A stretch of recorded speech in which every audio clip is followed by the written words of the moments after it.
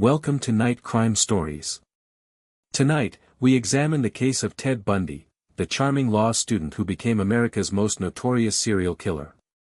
Behind his disarming smile lurked a predator who terrorized the nation for over a decade. Settle in, turn off the lights, and let the case unfold. Maintain steady 80 to 90 WPM pace throughout. Use pauses to let heavy information settle. Tone should be serious and journalistic, never sensational. Emphasize the investigative process and legal proceedings. Focus on the systematic nature of the crimes rather than individual suffering. Good evening. I'm your host, and welcome to Night Crime Stories. Tonight, we journey into the shadows of American agriculture, where the promise of honest work became a trap of exploitation and debt. In the quiet fields of Florida and North Carolina, beneath the endless rows of crops that feed our nation, a darker harvest was being reaped. This is the story of how desperation was weaponized, how the most vulnerable members of our society were lured into a system designed not to employ them, but to consume them. Our story unfolds in courtrooms and labor camps, in the testimony of those who escaped and the evidence of those who investigated. It's a case that would eventually reach the halls of Congress, forcing lawmakers to confront uncomfortable truths about the systems that allow such exploitation to flourish. Tonight, we examine United States v. Evans, a federal case that pulled back the curtain on modern labor trafficking, revealing how homeless Americans were transformed into a captive workforce, bound not by chains, but by debt, addiction, and desperation. This is the story of the company store, and the price of survival in America's fields. The investigation began not in the fields, but in the cities. Federal agents started piecing together reports from homeless shelters across the Southeast, stories that seemed too coordinated to be coincidental. Ronald Robert Evans Sr. and his associates had developed a systematic approach to recruitment that was as methodical as it was predatory. They targeted the most vulnerable populations in urban centers throughout Florida, Georgia, and the Carolinas. The operation was elegant in its simplicity. Recruiters would visit homeless shelters, soup kitchens, and areas where transient populations gathered. They offered what seemed like salvation, steady work, housing, and regular pay in agricultural labor. For people living on the streets or in temporary shelters, the promise of stable employment and a place to sleep was irresistible. What the recruits didn't understand was that they were being selected not for their agricultural experience or physical capabilities, but for their isolation and desperation. These were individuals with few family connections, limited resources, and often struggles with addiction or mental health issues that made them particularly vulnerable to exploitation. The recruitment process itself was carefully orchestrated. Representatives would arrive at shelters with transportation ready, encouraging immediate departure. There was an urgency to the process that discouraged questions or second thoughts. Workers were told they would be provided with housing, meals, and steady wages working in the fields. As federal investigators would later discover, this recruitment pipeline had been operating for years, feeding a steady stream of workers into labor camps in Palatka, Florida, and Newton Grove, North Carolina. The same names appeared repeatedly in shelter logs across multiple states, indicating a coordinated effort to maintain a consistent workforce. The reality that awaited workers at the Evans labor camps bore no resemblance to what had been promised during recruitment. What they found instead was a carefully constructed system designed to extract maximum value from human desperation. Both camps operated under similar principles. Workers were housed in substandard conditions and immediately charged $50 per week for their accommodations. This housing fee was automatically deducted from their wages, creating an immediate debt burden that would prove difficult to escape. The work itself was grueling. Agricultural labor in Florida and North Carolina involves long hours under intense heat, performing physically demanding tasks like harvesting tomatoes, picking crops, and maintaining fields. Workers were paid minimum wage or less, often with deductions that brought their actual earnings well below legal standards. But the housing charges were only the beginning of a more elaborate financial trap. Each camp operated what defendants called a company store, an on-site retail operation that sold workers essential items at inflated prices. These stores offered untaxed generic beer, contraband cigarettes, and most significantly, crack cocaine. The presence of illegal drugs in the company store represented a calculated business decision. Investigators found that crack cocaine was readily available to workers every weekday, with purchases deducted directly from their paychecks. The drug was sometimes included directly in pay envelopes as an advance against future wages. This system created multiple layers of dependency. Workers needed housing, food, and increasingly, drugs. All of these needs were met exclusively through the Evans operation, with costs automatically deducted from wages that were already below legal minimums. Each transaction deepened their debt, making it progressively more difficult to leave the camps. The financial mechanics of the Evans operation revealed a sophisticated understanding of how to maintain a captive workforce without the use of physical restraints. The debt system was designed to be inescapable, creating psychological chains that proved more effective than any lock or fence. Workers who spoke to investigators described a cycle that began the moment they arrived at the camps. After a week of work, they would receive their first paycheck, only to discover that housing, food, and any items purchased from the company store had already been deducted. In many cases, their first week's wages were entirely consumed by these charges, leaving them with nothing. The situation became more desperate with the introduction of advance payments. Workers who found themselves unable to afford basic necessities could receive cash advances against future wages, but these advances came with 100% interest.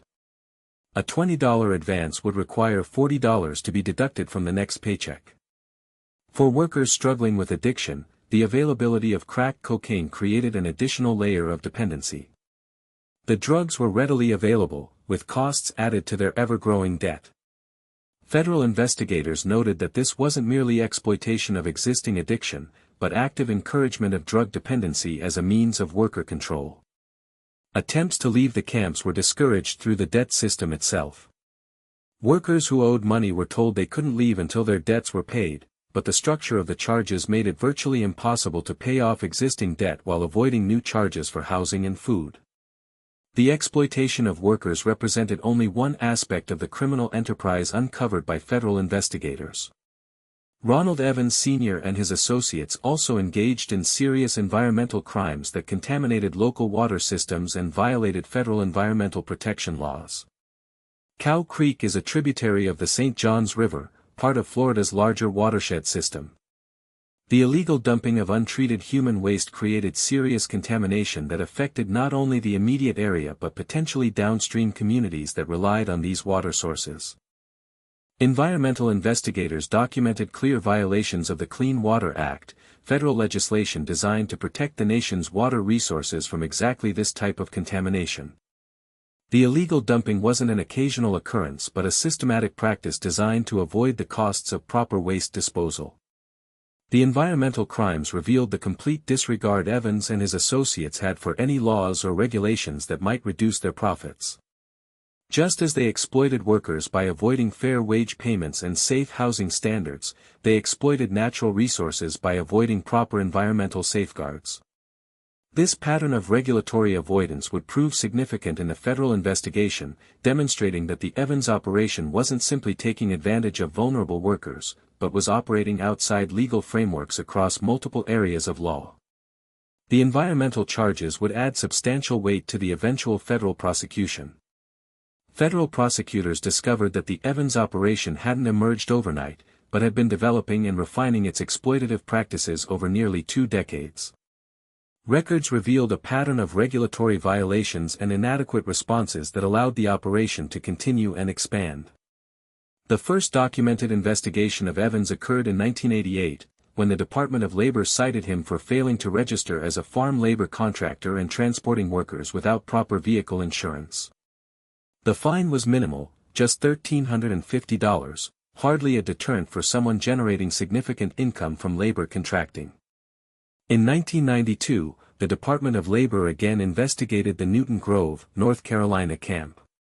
This investigation found multiple serious violations including unsafe housing conditions, failure to pay wages on time, and inadequate record-keeping regarding employee information. Evans was ordered to pay $40–60 in penalties. These early investigations revealed a troubling pattern. Regulatory agencies were identifying serious problems with the Evans operation, but the penalties were insufficient to force meaningful changes. The fines represented a cost of doing business rather than a serious deterrent to exploitative practices. What's particularly significant is that these investigations documented many of the same problems that would later form the basis for federal criminal charges. Unsafe housing, wage violations, and inadequate record-keeping were consistent features of the Evans operation across multiple years and jurisdictions. The failure of these early interventions to prevent continued exploitation raises important questions about the adequacy of existing regulatory frameworks. Federal investigators noted that the relatively minor penalties allowed Evans to continue operating and refining his methods of worker exploitation, ultimately leading to the more severe abuses that would trigger federal criminal prosecution. The case United States v. Evans represented a significant escalation in the government's response to labor trafficking and worker exploitation. Filed as a federal criminal case rather than a civil regulatory matter, it demonstrated the Justice Department's recognition that the Evans operation constituted serious criminal activity. Federal prosecutors charged Ronald Robert Evans Sr. and 3 associates with multiple crimes related to their operation of labor camps in Palatka, Florida, and Newton Grove, North Carolina. The charges encompassed both the labor trafficking aspects of their operation and the environmental crimes related to illegal waste disposal. The prosecution relied heavily on testimony from workers who had escaped the camps and were willing to describe their experiences to federal investigators. These witnesses provided detailed accounts of the recruitment process, living conditions in the camps, and the debt system that kept workers trapped in cycles of exploitation. Building a case based on witness testimony from vulnerable populations presented unique challenges for federal prosecutors. Many potential witnesses struggled with addiction, mental health issues, or had limited formal education. Some were reluctant to cooperate with law enforcement due to their own legal problems or immigration status concerns. However, the consistency of accounts across multiple witnesses, combined with documentary evidence of financial transactions and environmental violations, created a compelling case. Federal investigators were able to trace the systematic nature of the operation through financial records, recruitment documentation, and physical evidence from the camps themselves. The federal prosecution also benefited from the existence of clear federal statutes addressing both labor trafficking and environmental crimes. Unlike earlier regulatory actions that relied on civil penalties, the federal criminal case carried the possibility of significant prison sentences and substantial fines that could effectively shut down the operation. On January 26, 2007, Ronald Robert Evans Sr. received a sentence that reflected the severity of his crimes and the systematic nature of his operation. The federal judge sentenced him to 30 years in federal prison, followed by 3 years of supervised release. The 30-year sentence was significant not only for its length but for what it represented. Federal judges typically reserve lengthy sentences for the most serious crimes, and the court's decision reflected recognition that Evans had operated a systematic criminal enterprise that had exploited vulnerable people over many years. The sentence also served as a deterrent to others who might consider similar operations. Labor trafficking cases are often difficult to prosecute and investigate, so successful prosecutions that result in substantial sentences send important messages to potential offenders about the serious consequences of such crimes. However, the Evans case would take an unexpected turn during the COVID-19 pandemic. Like many federal inmates, Evans was placed on home confinement as part of efforts to reduce prison populations during the health emergency. This home confinement eventually became the foundation for a clemency petition. On December 12, 2024, Evans received clemency as part of a broader group of grants for inmates who had been placed on COVID home confinement. The clemency effectively ended his federal sentence years before its scheduled completion, allowing him to remain free rather than returning to prison to complete his 30-year term. The clemency decision sparked controversy among victim advocates and labor rights organizations, who argued that such serious crimes warranted completion of the full sentence. The case highlighted ongoing debates about clemency policies and the balance between mercy and justice in cases involving systematic exploitation of vulnerable populations. The Evans case and similar incidents of farmworker exploitation eventually drew the attention of Congress, culminating in a Senate hearing that examined systematic problems in agricultural labor practices across the United States. On April 15, 2008, Senator Bernie Sanders of Vermont chaired a hearing titled "Ending Abuses and Improving Working Conditions for Tomato Workers." The hearing brought together senators, law enforcement officials, advocates, and industry representatives to examine how cases like Evans represented broader failures in protecting agricultural workers. Particularly powerful testimony came from Detective Charlie Frost, an anti-trafficking detective from Collier County, Florida, who had investigated multiple cases of farmworker exploitation. His law enforcement perspective provided concrete evidence of how predatory operations like Evans's were not isolated incidents but part of larger patterns of abuse. The hearing also featured Lucas Benitez, a co-founder of the Coalition of Immokalee Workers, who provided the perspective of farmworkers themselves. His testimony emphasized how current legal and regulatory frameworks were inadequate to protect vulnerable agricultural workers from exploitation and trafficking.